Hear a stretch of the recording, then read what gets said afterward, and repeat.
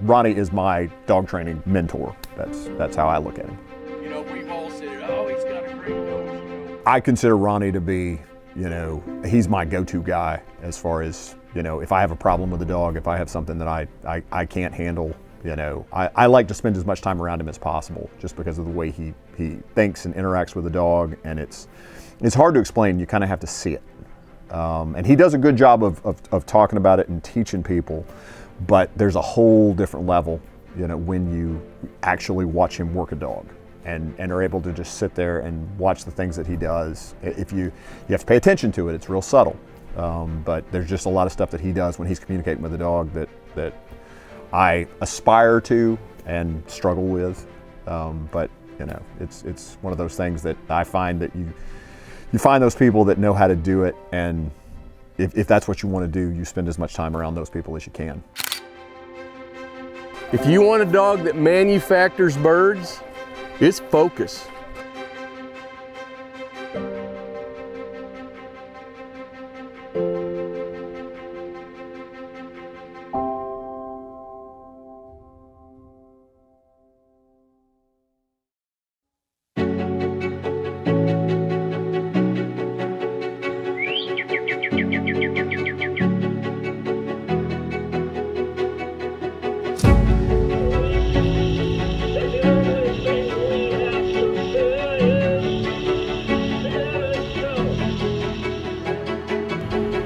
A man which will live in infamy.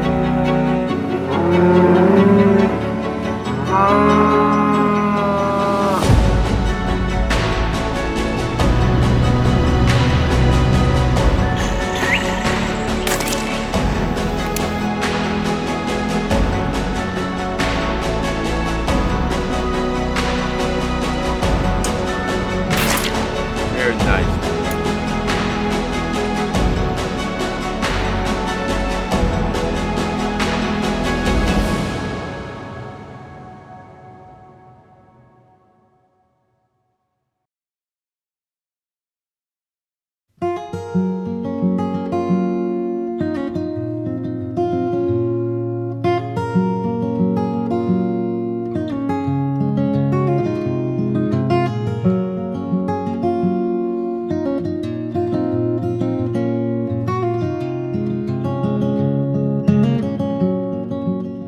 I grew up in a bird dog family and really didn't have a choice as to what I was going to do.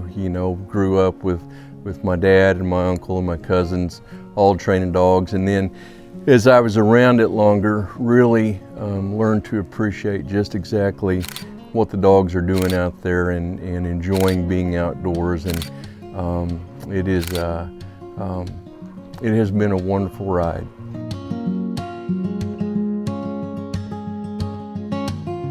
The seminar that we're going to be doing this weekend is the foundation seminar. So our training format is a three-pronged approach. So we have the foundation level, the intermediate level, and the advanced level. And this weekend is the foundation level. So things that we'll be working on are bird work, showing the attendees how to present their dog to a bird, trying to build that prey drive, teaching the dog how to use his nose, how to work scent. And then very controlled environment work where we're teaching all of the commands. A dog only has to know three things. He has to be still, come to you, and go with you.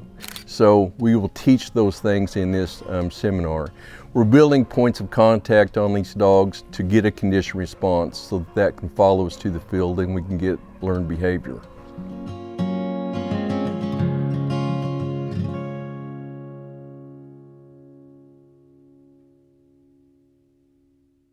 So what we're doing here is we are exposing dogs that have never seen birds before to their first pigeon.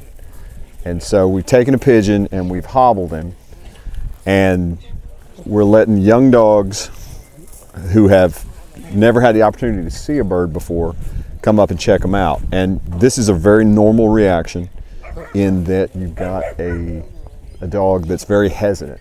And it throws people a lot of times because they assume that a bird dog is going to be just excited about birds. But sometimes you get this sort of very hesitant reaction, and you just kind of let it happen normally. You don't want it to be a big deal. And see, he's going to circle it, he's trying to check it out.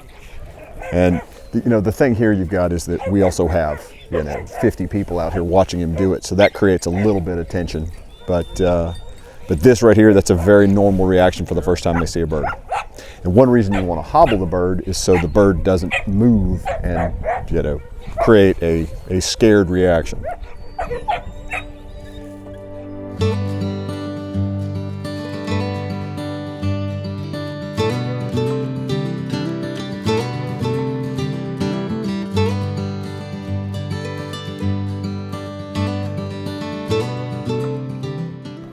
Well, it's been probably 10 years ago. I went to a seminar at Burn Oak, just on a whim. Been wanting to do it, have seen it, and have done a lot of reading on what Ronnie does in the seminars. And went down there, and I figured out pretty quick, this is a good, easy way to train a bird dog.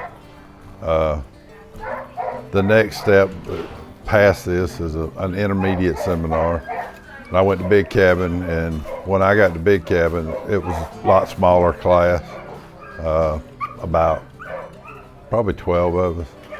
And I learned real quick, this is the easiest, most unobtrusive way to train a bird dog. And went through the advanced class, after that, and I just believe in it. There's other ways to train bird dogs, but this one is one of the best ways to do it.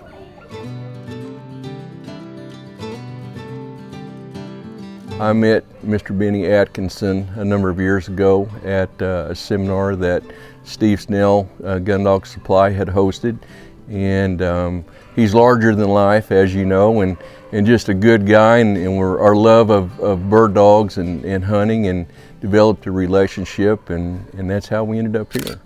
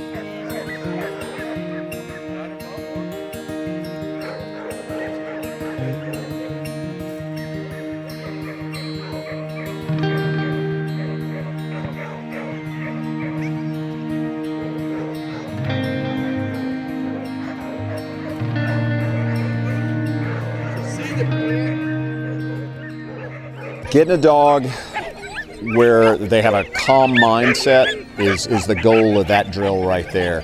And it's difficult to teach a dog anything if they're incredibly excited or they're bouncing. And we have a tendency to put a lot of that in a dog.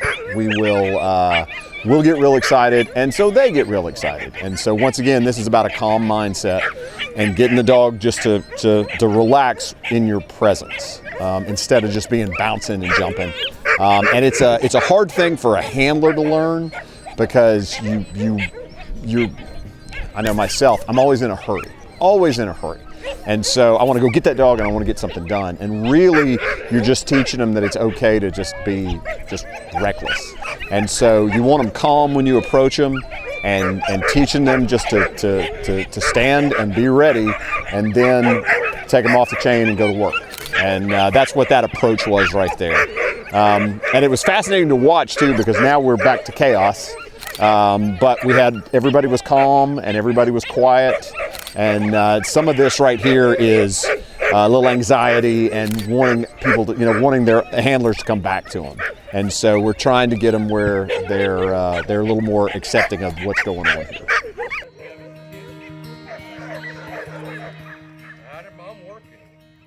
In all that time, the only thing that I definitively learned was focus. That if you want a dog that manufactures birds, it's focus. You can take a highly trained dog and you can take a dog out of the pound, and if the dog in the pound has more focus and intent on finding game, he will outperform your highly trained dog. All the training does is it gives you enforceable manners in the field. That's all it does. But the mindset, that's what's important.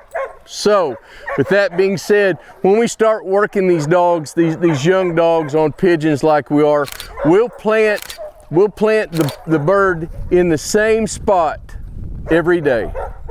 And the reason is because when you bring that dog out in that equation, he looks up and he sees that objective where there was a bird yesterday and the day before and the day before.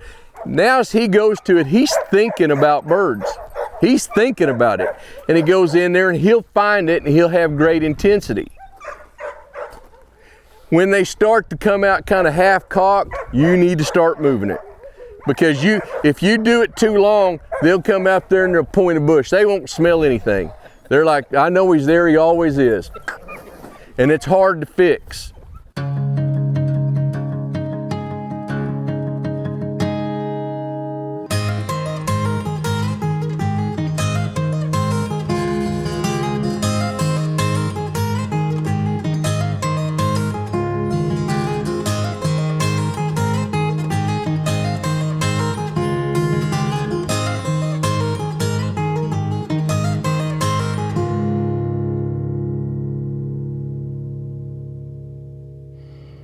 We're at the Ronnie Smith seminars here at Prairie Wildlife, and me and John Brown and Michael Schellenbach are taking photos and video.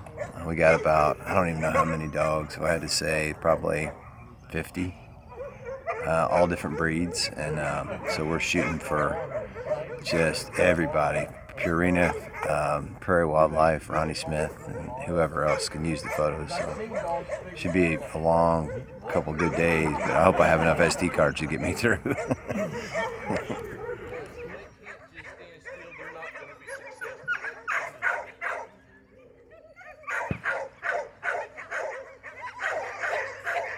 So that was the beginning of a heel drill, but what he's trying to do with that dog is just get him to stand still.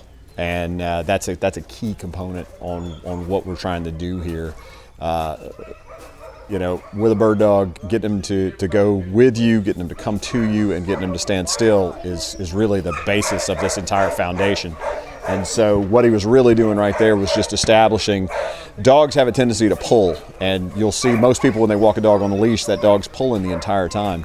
And getting them to just stand still on a loose lead is a key part of this. And that's really what that whole process was there. It's just getting that dog to stand still and then get him to move with him. And so that'll lead into some other things that we're working on next.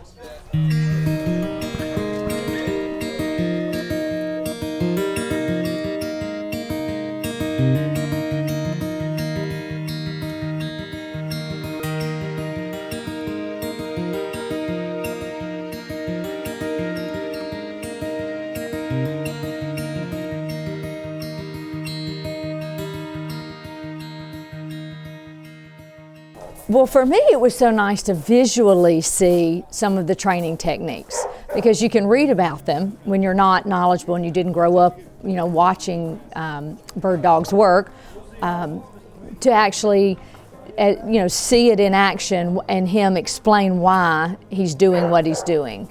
I must say that I've been reading some literature on dogs, and they say that the human has to be the leader of the pack. And everything that we've done so far today has shown that, even with the check cord and making the dog follow you and stay where you would like to have them. The one thing that I took away from today was watching Ronnie use cues instead of just talking about the cues. It's different when you see it in action versus how it's explained. You can never learn enough. You never can stop learning from the people around you. I'm not only learning from Ronnie today, but also watching him interact with the other people at the seminar, and just watching how he interacts with people as well as how he interacts with dogs. You can never get enough of it.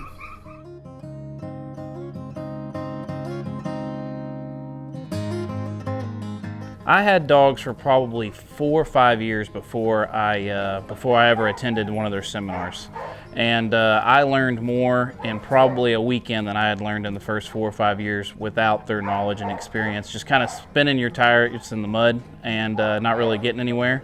And then you come to one of these things and you listen to them and you learn, you know, what they have to say, and then you take it and apply it to your own training and your dogs, and it'll really take you somewhere pretty quick.